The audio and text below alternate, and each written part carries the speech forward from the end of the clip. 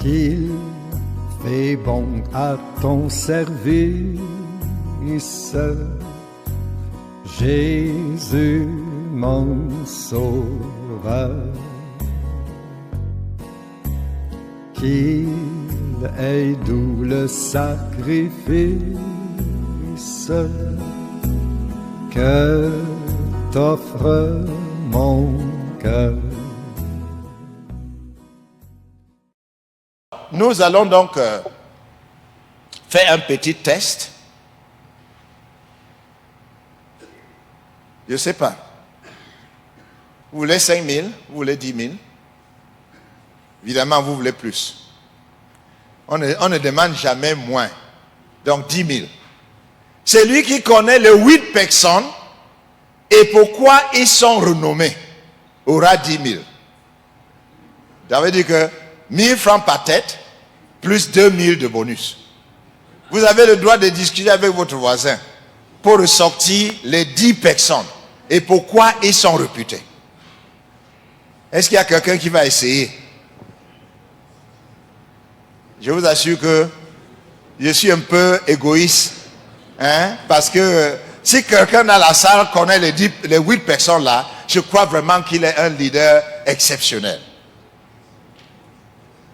Oui, essayez de voir. Est-ce que vous pouvez reconnaître même un certain nombre? Si vous reconnaissez 5, ça va vous donner 5 000. Mais je ne vous donne pas 5 000, je vais vous donner un livre. Parce que le livre, vous allez vous souvenir on est en train de vous donner le livre, vous allez vous souvenir de ce programme. Voilà. Qui veut essayer? Oui, allez-y. Donnez-lui le micro, s'il vous plaît. Donnez-lui le micro. Oui. Il va essayer. Et évidemment, il y a 2 personnes. Si vous ne connaissez pas ces 2 personnes, vous quittez la salle. Il y a 2 personnes que vous connaissez très bien. Donc, j'ai mis ces 2 personnes pour vous aider à essayer. Oui, allez-y. Ok, nous avons Billy Graham. Lequel, le numéro? Le numéro 1. Le numéro 1, c'est Billy Graham. Applaudissons pour lui. Oui. Ah oui. Maintenant, la question c'est, Billy Graham est reconnu pourquoi? Pourquoi il est reconnu? La prédication de l'évangile. La prédication de l'évangile. Gagner des âmes. Gagner des âmes. Gagner des âmes. C'est l'un des plus grands évangélistes du XXe siècle dans le monde entier. Oui. Il a tenu de grandes campagnes d'évangélisation. En fait, le plus grand campagne d'évangélisation dans le monde a été tenu par ce monsieur. En un jour, il a eu 2 milliards de personnes qui ont écouté l'évangile. Wow. Il prêchait quelque part, mais on a mis des satellites dans des nations. C'était dans les années 1980. Et plus de 2 milliards de personnes dans le monde entier ont écouté l'évangile à travers ce jour-là. Il est reconnu comme l'évangéliste de Marc du XXe siècle. Très bien, allons-y. Le 2, Jimmy Swaggart. Non, Jimmy Swaggart. Ok, on passe. Le 3. Oui. Non, vous ne connaissez pas. Le 4. Le 4. Papa Karambiri. Le Papa Karambiri, très bien. Papa Karambiri est reconnu pour quoi? Quelle est sa renommée? Ses enseignements. L'enseignement de la parole de Dieu, oui. Mais plus que l'enseignement, oui. Un faiseur de disciples. Un faiseur de disciples, je suis très d'accord. Ce monsieur a fait des disciples en Afrique francophone plus que qui que ce soit. Et en plus, Impact TV. Impact TV. Le monde entier écoute l'évangile à partir de Burkina Faso. Applaudissez pour vous-même. Aïe! Le Burkina Faso est le pays francophone dans le monde qui envoie le message dans tous les pays francophones et tous les pays anglophones. Et vous êtes la nation qui est le plus connue pour l'évangélisation du monde en français. En réalité, j'ai fait des études pour le leadership, pour le doctorat en leadership, et je faisais les études des leaders chrétiens dans le monde francophone. Et je n'avais que 2. Premièrement, c'est Karambiri. Et deuxièmement, c'est ce monsieur qui a 3. Je vais vous en parler. Très bien, allons-y. Je prends le 8 là. Le 8, oui. Ah non, vous connaissez le 8, n'est-ce pas? Oui, le 8 c'est qui? Le président Thomas Sankara. Oh, le président Thomas Sankara. Je vous dis que tous les jeunes en Afrique admirent ce monsieur. J'ai prêché dans au moins 35 à 40 pays en Afrique. Et tu demandes les jeunes dans l'Afrique qui est le président qui vous a le plus impressionné. Ils vont parler de Thomas Sankara. Mais aujourd'hui, il y a un autre président qui est en train de le remplacer. Mais c'est toujours un Burkinabé. Je vous dis que les jeunes en Afrique sont vraiment enthousiasmés de ce que votre président est en train de faire. Vous ne pouvez pas savoir. Mais si vous sortez de cette nation, vous saurez que vous êtes bénis. Avec un jeune président qui fait de grandes choses. Et que les jeunes en Afrique sont en train de dire, on aurait souhaité qu'il soit le président de l'Afrique.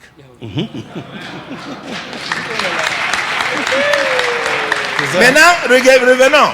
Thomas Sankara, il est réputé de quoi? Révolution, bon, non, laissez-le parler. Il est réputé de quoi? C'est un visionnaire. Un visionnaire. Oui. Mais il y a quelque chose qui marque la vie de Thomas Sankara. Ah, il fallait le laisser dire. Mais tu l'as aidé. Oui, donc l'intégrité. Il va te donner 1000 francs. L'intégrité. Il a changé le nom de cette nation, n'est-ce pas? Avant, on s'appelait Haute-Volta. Mais il a donné le nom de Burkina Faso. Ça veut dire quoi? Les hommes intègres. Et je vous assure, ce nom a un impact dans cette nation. Oui. Je vous donne 2 témoignages. J'arrive à l'aéroport dans les années que je travaille avec Haga Institute. Et en rentrant, j'achète une des pagnes, des beaux pagnes que vous avez. Et la dame me dit c'est 6 000 francs. Je lui donne 10 000 francs. Il n'y avait pas de changement. J'oublie que je lui ai donné 10 000 francs. Et je passe, je m'assois pour attendre que l'avion vienne me prendre. Vous savez, la femme est partie chercher la monnaie et elle m'a retrouvé dans la salle. Elle m'a donné 4 000 francs. Je l'ai regardé. J'ai dit, madame, dans quel pays? Il dit, oh non, vous savez, nous sommes un pays des hommes intègres. J'ai encore sorti l'argent pour lui donner. Je dis, madame, dans d'autres pays, on cherche à te cambrioler. On cherche à te tromper. Et si quelqu'un oublie comme ça, on va dire Dieu merci. Il a oublié. Ouais. Mais dans votre pays, quelqu'un vient te chercher pour donner la différence. Ce n'est qu'un Burkina Faso. Deuxième témoignage. Je travaille avec ce monsieur. Il s'appelle monsieur Yongli Philibert. Il me dit, Daniel, laisse ton sac dans la voiture. Non, on ne vole pas ici. J'ai dit non. On m'a volé mon ordinateur en Guinée, Conakry. En Gambie. Je ne peux plus laisser mon ordinateur dans la voiture. Il dit, laisse. Non, on ne vole pas ici. Ce n'est pas la Gambie. Mais un jour, on arrive à l'université, parce que j'enseigne à l'université UEK. Il a laissé donc son ordinateur dans la voiture.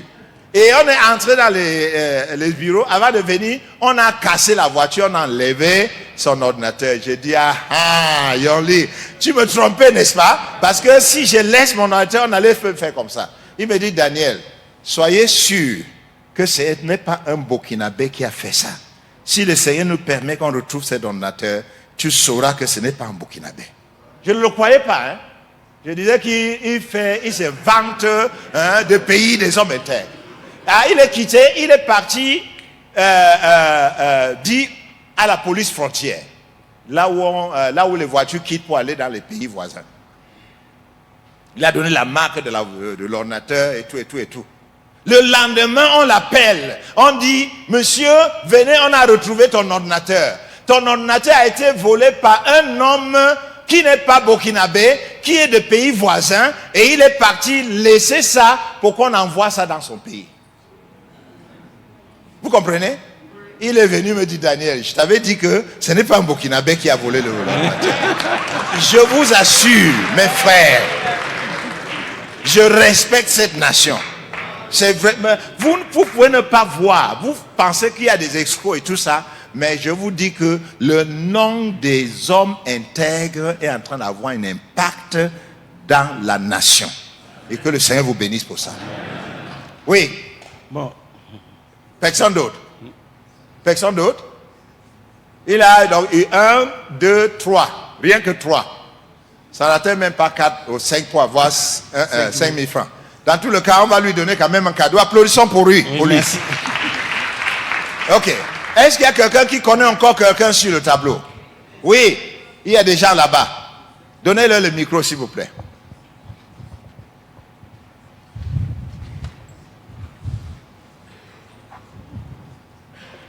Donnez-nous le numéro et le nom de la personne et pourquoi il est reconnu. Le numéro 3. Le numéro 3, très bien, c'est qui? Jacques Verneau. Oh. Applaudissons pour lui. Oh, non. Pourquoi il est reconnu? C'est le pasteur Jean Verneau. Oui, pourquoi il est reconnu? Bon, c'est un missionnaire qui était au Congo. Oui. C'est le père spirituel de Jean Dallot. Il a tout dit. C'est le père spirituel de l'église des assemblées de Dieu, en fait, de l'église pentecôtiste dans les deux Congos. Il est arrivé au Congo-Brazzaville comme un jeune. Il a implanté l'église pentecôtiste en Congo-Brazzaville. Et le Seigneur l'a amené à Congo-Kinshasa et il a implanté l'église. Toutes les églises pentecôtistes dans les deux Congos sont sorties de son ministère. Il a investi toute sa vie dans les deux Congos. Il est mort au Congo. Il est enterré au Congo. Et sa femme aussi l'a suivi. C'est un missionnaire exceptionnel. Et en réalité, c'est les deux noms qui sont sortis dans mon mémoire pour parler de l'évangélisation des pays francophones. Il y a beaucoup de noms dans l'évangélisation des pays anglophones. Mais dans le monde francophone, il y a très peu. Aujourd'hui, il y a beaucoup de jeunes qui sont en train de monter. Mais jusqu'à aujourd'hui, c'est Karambili et c'est Verneau. Très bien, merci beaucoup. Qui d'autre connaît quelqu'un d'autre? Oui, il y a un main là. Le numéro 7. Le numéro 7, oui, c'est qui? Mère Teresa. Mère Teresa. Non, tu t'es trompé. Ah bon? Oui. Ok? Oui, non, c'est pas Margaret Achat non plus. Elle s'appelle, c'est une femme exceptionnelle. Elle s'appelle Corrie ten Boom. Elle est hollandaise. C'est l'une des Cole. Parce que si vous connaissez cette femme, ça veut dire que vraiment vous avez fait des recherches. Mais écoutez-moi bien. Elle est hollandaise. Elle, avec sa petite sœur Betty et son père, ont été emprisonnés en Allemagne par les nazis. Son père est mort en prison. Sa petite sœur est morte en prison. Mais à l'âge de 54 ans, elle est relâchée de prison. Et à l'âge de 53 ans, elle est relâchée de prison. Et à l'âge de 54, elle a commencé son ministère. Alléluia. Si tu as plus de 50 ans là, lève la main s'il te plaît. Si tu as plus de 50 ans, lève la main.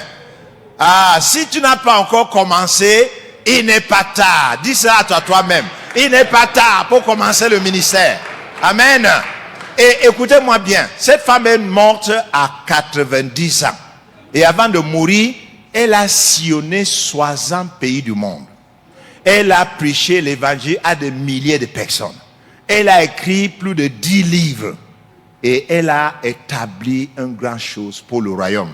L'autre jour, ma femme a donné un témoignage au sujet de cette femme. J'aimerais qu'elle donne encore ce témoignage. Pour vous montrer que ce que nous faisons sur terre, Dieu enregistre au ciel. Alléluia. Bon, on était aux États-Unis, papa et moi. Et je suis entré quelque part, je faisais des recherches. Et j'ai vu le nom d'un grand prophète, déjà vieux, un papa qui a trop travaillé pour le Seigneur. Et de temps en temps, le Seigneur l'a enlevé pour lui dire des choses et montrer comment il devait travailler sur terre. Les messages, les instructions qu'il devait donner aux gens. Et donc, le Seigneur Jésus marchait avec lui pour lui montrer la ville, les cieux, quoi. Ils arrivent quelque part et il y avait un gratte-ciel très beau, très très beau. Et il s'arrête là-bas, il regarde Jésus, pose la question. J'ai vu les maisons des pasteurs, les maisons des serviteurs de Dieu, des enfants de Dieu, ceux-là qui ont complété, ceux-là qui n'ont pas encore complété sont sur terre et tout ça. Mais ça, ce gratte-ciel, ça appartient à qui? Et le Seigneur lui a dit, ce gratte-ciel appartient à une de mes filles. Elle ne dort pas. Elle marche de pays en pays. Elle travaille. Elle écrit. Elle travaille. Donc, quand tu vas rentrer sur terre, il faut la chercher. La maison-ci appartient à ma fille là. Elle travaille sans se reposer. Donc, c'est là où j'ai lu les résultats. Quand papa Bob Jones, il est déjà parti au ciel. Quand j'ai lu ses témoignages, j'ai vu comment il a expliqué que c'est à cause du travail de cette femme qu'elle a pu construire ces gratte-ciel qui attirent l'attention au ciel. Ça veut dire tout simplement que quand on travaille ici, si on ne dort pas, on travaille. Le travail là, ça devient l'argent qui construit nos maisons au ciel. Amen. Amen. Ah, demande ton voisin, comment est ta maison au ciel? Comment est ta maison au ciel?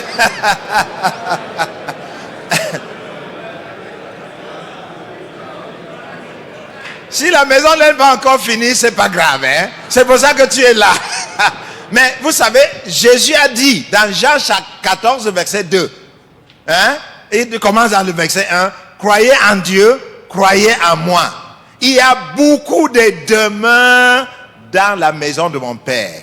Et je m'en vais faire quoi? Préparer la tienne. Et quand j'aurai terminé, je veux faire quoi? Je veux revenir pour te prendre, afin que là où je serai, vous y serez aussi. Le Seigneur est en train de préparer une maison au ciel pour toi. Pendant que tu travailles ici, la maison est en train d'être construite. Alléluia. Donc cette femme est vraiment une femme de valeur. Donc à 50 ans, à 60 ans, si tu n'as pas encore commencé, ce n'est pas tard. Amen. Amen. Bon, là, on va rapidement finir les autres. Le 2, c'est mon patron. John Edmund Haggai, il est aussi dans la gloire. Il a commencé son ministère à l'âge de 10 ans. Il rêvait d'aller en Chine. Et il a commencé, le Seigneur lui a permis de commencer un ministère qui s'appelle l'Institut Haggai pour former des leaders à travers le monde entier, pour qu'ils soient plus efficaces dans l'évangélisation. Et ce ministère, il y a au moins plus de 100 000 leaders qui ont été formés dans le monde entier, dans plus de 180 pays du monde. Et il y a de ces leaders ici à Burkina Faso. Quand j'étais le responsable, j'ai recommandé beaucoup de gens ici pour qu'ils soient formés. Donc, John Haggai. Verno, vous connaissez déjà Karambili. Maintenant le 5. Oh, je suis étonné que vous ne connaissez pas le 5. Voilà, il y a des gens qui connaissent le 5. C'est qui? C'est qui? Non, c'est pas Kenneth Hagin. Ah, derrière là-bas. Bill Bright. C'est un nom qui doit retentir dans les oreilles des chrétiens. Bill Bright. On le connaît pourquoi? Vous connaissez un ministère qui s'appelle Campus pour Christ? Voilà le fondateur. Campus pour Christ. Ce monsieur a commencé son ministère. Sa mère a prié jusqu'à ce qu'il a cru.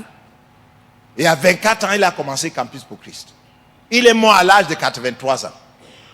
Mais écoutez-moi bien, mon frère. Campus pour Christ est le ministère chrétien le plus répandu du monde entier.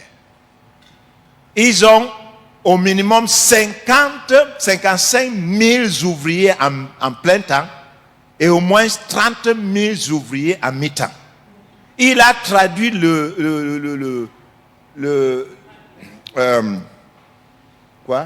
film de Jésus à plus de 700 langues du monde. Donc, si tu es Mossi, Jésus parle ta langue. Si tu vois le film de Jésus, et Jésus est en train de parler le Mossi, Jésus est en train de parler de Diola, Jésus est en train de parler de Goumaché. 700 langues dans le monde. Et son ministère ne fait que grandir avec le temps. En réalité, son ministère n'est que deuxième aux Nations Unies. Il n'y a pas un autre ministère, il n'y a même pas un ministère chrétien qui est aussi grand que Campus pour Christ. Voilà ce que le Seigneur peut faire. Il peut le faire aussi à travers toi. Si ce n'est pas dans tout le monde, ça peut être dans ton village, ça peut être dans ta région, ça peut être dans ta nation, ça peut être même en Afrique. Que ça soit ta portion au nom de Jésus.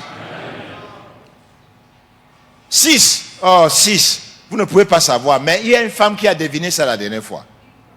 C'est? Non. Qui? Non? Hein? Non. Ce n'est pas la photo, hein? Vous voyez que ce n'est pas une photo. Applaudissons pour lui. Qui a dit? Oui. Mais vous voyez, c'est un grand écrivain. Ce n'est pas la photo, c'est un dessin. C'est à l'apôtre Paul. C'est l'apôtre Paul. Il est reconnu pourquoi? Un écrivain de Marc. Il a écrit la moitié du Nouveau Testament. Et il a formé des disciples qui a écrit certains des livres les plus importants du Nouveau Testament. Son disciple Luc a écrit 2 livres très importants. Quels sont les 2 livres? L'Évangile de Luc et Actes des Apôtres. Vous imaginez, serviteurs de Dieu comme moi, que Actes des Apôtres ne se trouve pas dans la Bible. Il y aura une confusion totale de comment l'Évangile s'est répandu jusqu'à arriver en Afrique. Mais Actes des Apôtres nous montre comment l'Évangile s'est étendu après la mort de Jésus. Ce monsieur a laissé une marque à travers sa vie. Je crois qu'on a vu tout le monde. Donc, 1, c'est Billy Graham. 2, c'est John Edmund Haggai. 3, c'est Jean Verneau. 4, c'est Mamadou Karambilik. 5, c'est Bills Bride. 6, c'est l'apôtre Paul. 7, c'est Corey ten Boom. Et 8, c'est notre jeune président Thomas Sankara. Et voilà pourquoi je vous montre ces photos. Est-ce qu'on peut lire ensemble l'entête de ce diapositive? Allons-y, 1, 2, 3. Un leader est reconnu par son produit. Quelle est la tienne?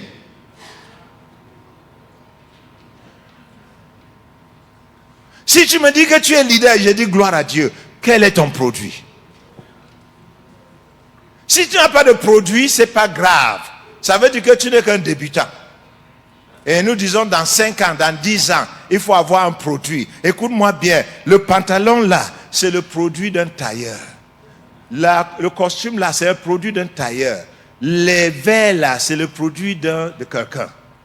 Je dis, si tu es un leader, il faut avoir un produit. Et ton produit devienne ton identité. Et après ta mort, ça devient ton héritage. Vous avez compris, n'est-ce pas? Les hommes intègres, c'est le produit de Thomas Sankara. L'évangélisation du XXe siècle, c'est le produit de Billy Graham. Campus Crusade, c'est le produit de Bills Bride. Impact TV et la formation des disciples, c'est le produit de Mamadou Karambilik. Si tu es un leader, quel est ton produit? Le produit, comme maman dit, ça provient du travail dur, des nuits d'insomnie, de prières, de réflexions, du travail dur. Lève ta main et dis, Seigneur Jésus, je ne veux pas mourir sans un produit. Aide-moi à travailler pour toi et accomplir mon dessein en ayant un produit que je veux retrouver dans la gloire. Au nom de Jésus. Amen. Je vous étale comment un produit peut être. Un produit peut être la propriété, ça peut être un programme, ça peut être des personnes. Premièrement, la propriété, c'est des infrastructures, c'est des terrains, c'est des structures paraministérielles, les stations de radio, de télévision, les centres de la littérature, ça peut être la production matérielle ou technologique, ça peut être des ministères auprès des orphelins, des ministères. J'ai un de mes enfants qui est en train d'avoir un produit magnifique. Son ministère s'appelle Love Life. Et au point où nous sommes, ce ministère existe depuis 3 ans au Cameroun. Et on a déjà sauvé 17 enfants de la mort. Ça veut dire qu'on cherche les femmes qui vont avorter les enfants. Et on les convainc de ne pas avorter ces enfants. Et on prend en charge de la grossesse jusqu'à l'accouchement et même après l'accouchement. Aujourd'hui, nous sommes à 17 enfants qu'on a sauvés de l'avortement. Voilà, hein, dans 3 ans. Voilà le produit de cet enfant. Il a grandi chez moi. Donc, si tu peux avoir quelque chose qui fait comprendre que voilà le produit de mon ministère. Impact TV, c'est le produit du ministère de Karambiri. Que vous voulez pas, c'est en train de créer un impact à travers le monde entier. Ton produit peut être un programme. Les procédures administratives, hiérarchiques, vous savez, je suis devenu médecin. Il y a un médecin dans la salle.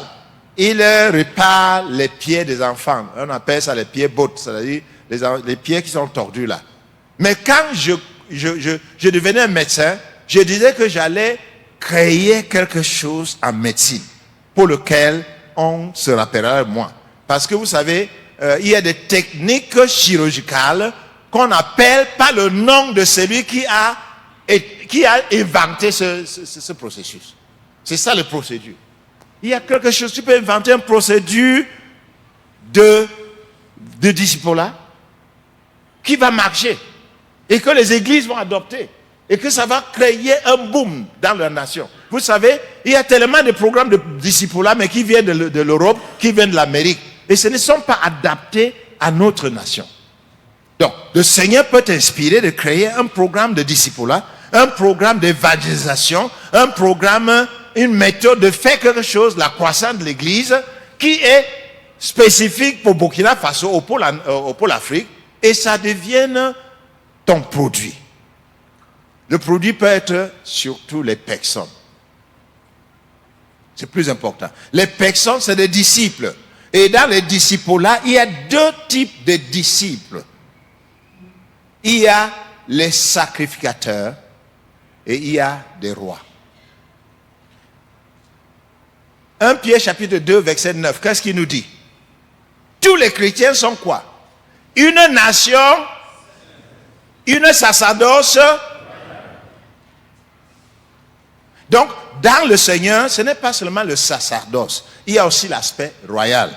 Et pour mieux comprendre cela, allez dans Apocalypse chapitre 1 verset 6 et Apocalypse chapitre 5 verset 10.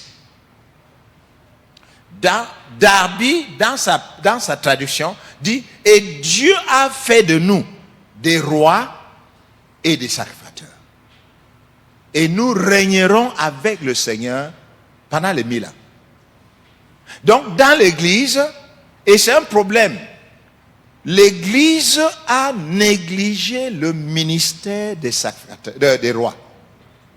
De sorte que quand ton enfant dit que le Seigneur m'appelle à le servir, on pense immédiatement aux sacrificateurs. Les sacrificateurs sont décrits par le Seigneur Jésus, par Paul, dans Ephésiens chapitre 4, versets 11 à 13.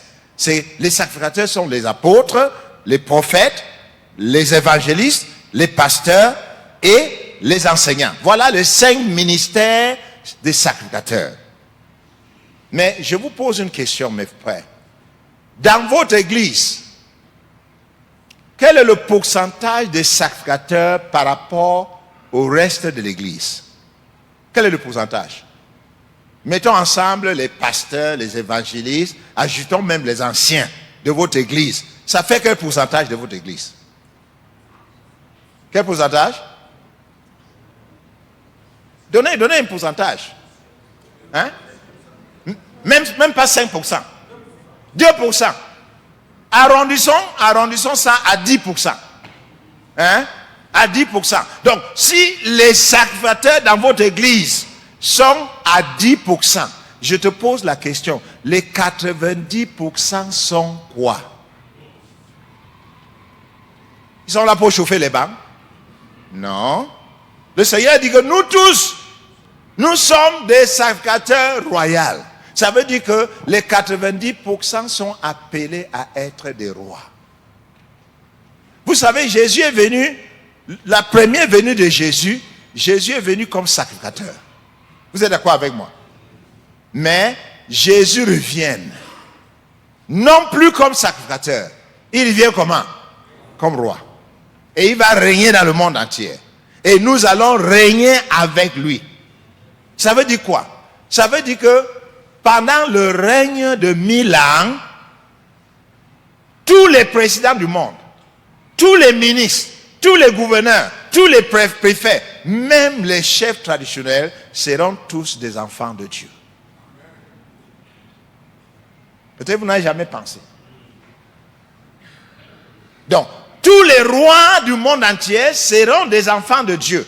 Donc, Jésus commence à préparer ces rois maintenant. Donc, encourageons nos enfants dans l'église à devenir des rois. Mais il y a 3 types de rois. J'ai écrit un livre là-dessus, je n'ai pas encore publié. Il y a des rois positionnels. Ça veut dire qu'ils sont dans une position de roi. Prenons David. David était roi, n'est-ce pas? Est-ce que David était pasteur? David était pasteur? David n'a jamais créé une église? Répondez-moi. Oui. Mais David était un roi. Mais la Bible dit il est serviteur de l'Éternel. Salomon. Ils étaient tous des rois. On peut appeler tous les autres rois en Israël. Maintenant, deuxième type de roi, c'est des rois professionnels. Nous avons un médecin ici. Nous avons des ingénieurs dans la salle. Nous avons des techniciens. Nous avons des professionnels, des professeurs d'université. Ça, c'est les rois professionnels. Et dans la Bible, nous avons Gamaliel. Gamaliel n'était pas pasteur. Mais Paul est devenu ce qu'il est devenu à cause de Gamaliel. Luc n'était pas un apôtre. Luc n'était pas pasteur. Luc était un médecin. Mais il a écrit 2 des plus importants livres dans la Bible. Bezaliel dans l'Ancien Testament, il était un artiste. Mais le tabernacle a été construit par lui. Donc, nos enfants peuvent devenir des professionnels. Qu'est-ce que je suis en train de dire? Il y a une année, je ne me rappelle pas de cette année, et Yadima Père, le président du Togo, avait des problèmes énormes économiques dans sa nation. Et Kadhafi est venu lui proposer une seule chose: faire de Togo un pays musulman, et je veux pomper l'argent dans la nation. Il a accepté. On a établi le protocole, et on a mené ça au Parlement. Heureusement, il y avait 52% des parlementaires qui étaient des chrétiens. Ils ont tapé la main sur la table et dit non, non, non. Togo ne sera jamais un pays musulman. Et ça a avorté. Vous imaginez qu'il n'y avait pas de chrétiens dans le Parlement. Ce pays allait devenir musulman. Nous avons besoin d'encourager nos enfants à devenir des professionnels. Et la dernière chose, dernier domaine de rois, c'est les rois propriétaires. des rois, des hommes et des femmes d'affaires. Abraham était quoi? Est-ce qu'il était pasteur? Il était évangéliste? Abraham était quoi? Il était un homme d'affaires. Il élevait les animaux. Il a passé ça à son fils Isaac. Isaac a passé à son fils Jacob. Et Jacob a passé à ses enfants. Mais ils étaient des grands serviteurs de Dieu. Vous savez comment Dieu est appelé dans l'Ancien Testament? Il est appelé par le nom d'une famille. Vous imaginez? Dieu d'Abraham, Dieu d'Isaac et Dieu de Jacob. J'aimerais que tu prends l'engagement. Oh, quand on va appeler Dieu dans ton village, quand on va appeler Dieu dans ta ville, quand on va appeler Dieu dans ta région, il sera attribué à ta famille à cause de ton influence. Il sera connu comme Dieu de Chou, première génération. Dieu de Chou, deuxième génération. Dieu de Chou, troisième génération. Que ça soit ta portion. Mais Abraham était un homme d'affaires. Donc il y a 3 types de rois. Il y a les rois positionnels, il y a les rois professionnels et il y a les rois propriétaires.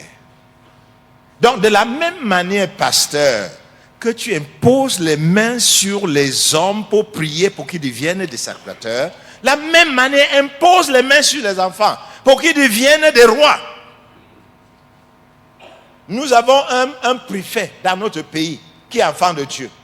Et il a dit, je ne suis pas le représentant du président, je suis le représentant du roi du roi. Et partout il part, il dit, je veux construire une chapelle qui égale une chapelle où Dieu peut entrer pour adorer. Parce que je suis le représentant du président, je ne peux pas aller n'importe où. Donc quand il arrive dans une région, il cherche le meilleur terrain et il construit un édifice pour le Seigneur. Et il est reconnu pour ça. Il a déjà fait la préfecture 3 endroits et il a construit 3 églises. En réalité, dans un des endroits où j'ai visité, notre église n'est que 2e à la cathédrale catholique. Sinon, c'est le plus beau église dans le secteur. Mais c'est un roi. Il ne prêche pas, mais il est en train de servir le Seigneur. Que le Seigneur nous aide la grâce de lever des rois dans nos églises. Vous savez, l'église est pauvre parce que nous avons abandonné le rôle des rois. Quand tu rentres, prends l'engagement que tu vas élever des rois dans ton église. Que les ministres vont sortir de ton église. Proclame cela dans la vie des enfants. Déclare cela. Prie pour eux. Encourage-les. Et un jour, un de tes enfants sera ministre dans cette nation. Peut-être même président qui ne sait. Et si ton enfant, ça veut dire que ton enfant spirituel est président ou ministre, ton statut va changer. Quand tu arrives là-bas, tu dis-lui que c'est son père qui arrive. Lui-même, il va venir t'ouvrir la porte. Il va te faire entrer. Et après, il ne va pas te laisser partir vide. Il va te donner une enveloppe. Amen. Amen. Investis dans la vie des jeunes. Amen. Donc voilà les produits. Tu commences à te demander, Seigneur, quel est mon produit? Nous sommes à la fin. Nous sommes à la fin. Quel est mon produit? Donc, au point où nous sommes, quel est mon produit? Mais si tu n'as pas de produit, ce n'est pas grave. Tu dis dans 10 ans, quel sera mes produits? Les hommes que je veux former. Vous savez, jusqu'en décembre, la voiture que ma femme et moi conduisaient, ce n'était pas acheté par nous. C'est un de nos enfants spirituels qui nous a donné. Nous sommes en train de terminer une maison de la retraite. C'est sur un terrain qu'un de nos enfants spirituels nous a donné. Ce n'est pas seulement l'église qui va bénéficier de ton produit. La première personne à bénéficier de ton produit, c'est toi. Si tu élèves les disciples, si tu élèves les hommes et les femmes qui vont servir le Seigneur, tu seras le premier bénéficiaire. Une fois, on n'avait pas de voiture et ma femme est montée sur la moto. La moto n'est pas très populaire chez nous comme chez vous. Hein. Et elle est tombée sur la moto. Et un de nos enfants aux États-Unis, qu'on a élevé à la maison, pas un enfant biologique, a entendu que sa mère est tombée sur la moto. Il dit quoi? Ma mère tombe sur la moto. Il est rentré au pays. Il lui a acheté une voiture. Il dit, maman, à partir d'aujourd'hui, tu ne montes plus la moto. J'aimerais que tu pries. Seigneur, je ne veux pas enterrer mon produit dans le cimetière. Je veux élever des enfants spirituels. Je veux élever des sacrificateurs. Je veux élever des rois. Seigneur, laisse-moi la grâce de passer cette tension dans la vie des jeunes qui vont devenir des rois et des sacrificateurs après moi. Je déclare que, Seigneur, je serai un mentor qui passe son onction à d'autres personnes. Et si tu veux le faire, j'aimerais que tu te lèves et on va prier.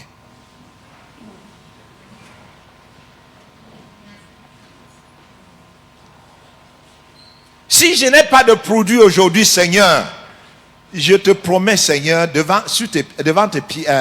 sous tes pieds, dans 5 ans, dans 10 ans, j'aurai un produit, j'aurai des produits. De sorte que quand on appelle mon nom dans mon village, dans ma ville, dans ma région ou dans cette nation, on parlera de mon produit. Au Cameroun, et même dans les pays en Afrique où nous avons déjà fait les séminaires, si vous appelez le nom Chou, la première chose qui vient, c'est le mariage et le conseil matrimonial. Nous sommes en train de dire, Seigneur, nous voulons remplir l'Afrique avec ce produit. Des mariages qui vont réussir. Des jeunes qui ne vont pas se divorcer parce qu'ils sont bien préparés pour le mariage. Nous sommes en train de former des conseillers matrimoniaux dans les universités, dans les églises. Nous voulons avoir un produit, de sorte que quand on mentionne notre nom quelque part, qu'on pense à notre produit. J'aimerais que tu pries, Seigneur, donne-moi un produit qui deviendra mon identité et qui deviendra mon héritage. Ouvre ta bouche, prie que le Seigneur t'accorde cette grâce. Nous sommes dans la prière. Seigneur, merci parce que tu vas bénir ton peuple. Tu vas bénir tes serviteurs et tu feras que chacun de nous sort de ce séminaire défié, encouragé, motivé, Seigneur, prêt à ne pas enterrer ses produits dans les cimetières, à ne pas enterrer, Seigneur, sa vie dans les cimetières. Seigneur, nous voulons être des hommes et des femmes qui vont réussir dans nos ministères, qui seront, Seigneur, des hommes et des femmes qui vont bâtir des disciples, qui vont bâtir des ministres, qui vont avoir des sacrificateurs, qui vont avoir des rois, qui seront des hommes et des femmes, notre Dieu, qui seront une réussite. Oh Seigneur, faites cela pour moi, faites cela pour mes sœurs, faites cela pour les serviteurs, et que à toi seul soit l'honneur, soit la gloire, soit au siècle des siècles. Nous voulons avoir des grandes maisons au ciel, mais surtout Seigneur, nous voulons avoir des rois, Seigneur, qui vont régner avec toi. Quand tu reviendras dans ton royaume, nous te rendons grâce et nous te bénissons. À toi l'honneur, à toi la gloire, sois exalté, soit la gloire au nom de Seigneur Jésus. Lève ta main droite et dis, Seigneur Jésus, merci pour ce message. Je prends un engagement devant toi que je ne veux pas enterrer mon produit dans un cimetière. Seigneur, je reçois de toi l'onction du succès, de la réussite. Seigneur, par ta grâce, dans les 10 ans qui viennent, accorde-moi la grâce d'avoir un produit sur lequel j'aurai mon identité. Je ne veux pas échouer. J'élimine le mot échec dans mon vocabulaire. Parce que tu dis dans ta parole que tu as vaincu le monde. Et tu as fait de nous des vainqueurs.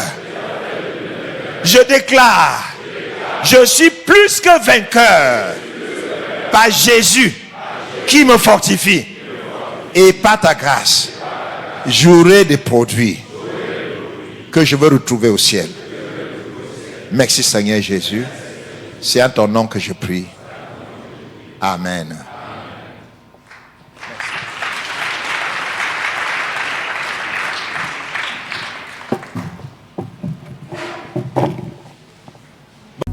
Prends, oh Jésus, prends ma vie. Elle est toute à toi.